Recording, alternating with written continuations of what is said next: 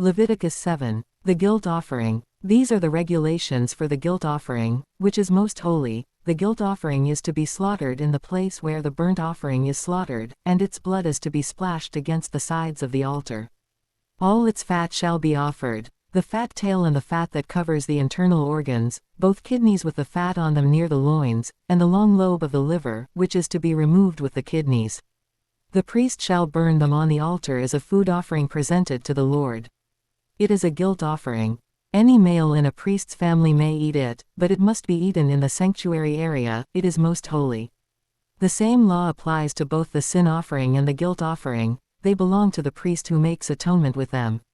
The priest who offers a burnt offering for anyone may keep its hide for himself.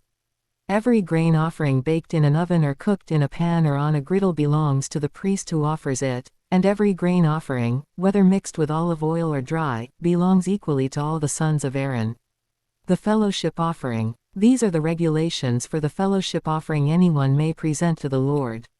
If they offer it as an expression of thankfulness, then along with this thank offering they are to offer thick loaves made without yeast and with olive oil mixed in, thin loaves made without yeast and brushed with oil, and thick loaves of the finest flour well kneaded and with oil mixed in. Along with their fellowship offering of thanksgiving they are to present an offering with thick loaves of bread made with yeast. They are to bring one of each kind as an offering, a contribution to the Lord. It belongs to the priest who splashes the blood of the fellowship offering against the altar. The meat of their fellowship offering of thanksgiving must be eaten on the day it is offered. They must leave none of it till morning. If, however, their offering is the result of a vow or as a freewill offering, the sacrifice shall be eaten on the day they offer it, but anything left over may be eaten on the next day. Any meat of the sacrifice left over till the third day must be burned up.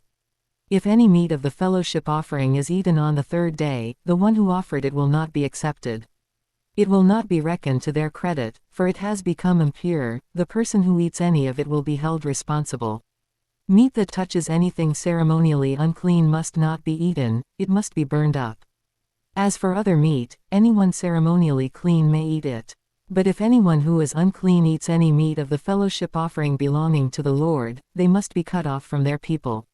Anyone who touches something unclean, whether human uncleanness or an unclean animal or any unclean creature that moves along the ground, and then eats any of the meat of the fellowship offering belonging to the Lord must be cut off from their people.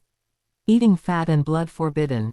The Lord said to Moses, "Say to the Israelites, do not eat any of the fat of cattle, sheep or goats.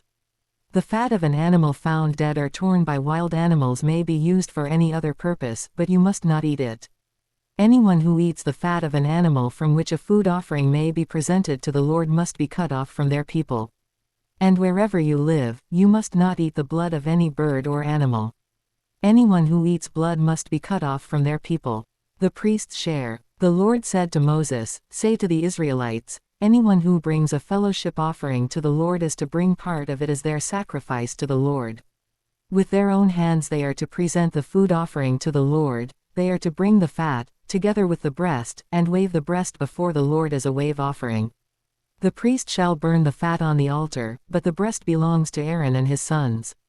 You are to give the right thigh of your fellowship offerings to the priest as a contribution. The son of Aaron who offers the blood and the fat of the fellowship offering shall have the right thigh as his share. From the fellowship offerings of the Israelites, I have taken the breast that is waved and the thigh that is presented and have given them to Aaron the priest and his sons as their perpetual share from the Israelites. This is the portion of the food offerings presented to the Lord that were allotted to Aaron and his sons on the day they were presented to serve the Lord as priests. On the day they were anointed, the Lord commanded that the Israelites give this to them as their perpetual share for the generations to come. These, then, are the regulations for the burnt offering, the grain offering, the sin offering, the guilt offering, the ordination offering and the fellowship offering, which the Lord gave Moses at Mount Sinai in the desert of Sinai on the day he commanded the Israelites to bring their offerings to the Lord.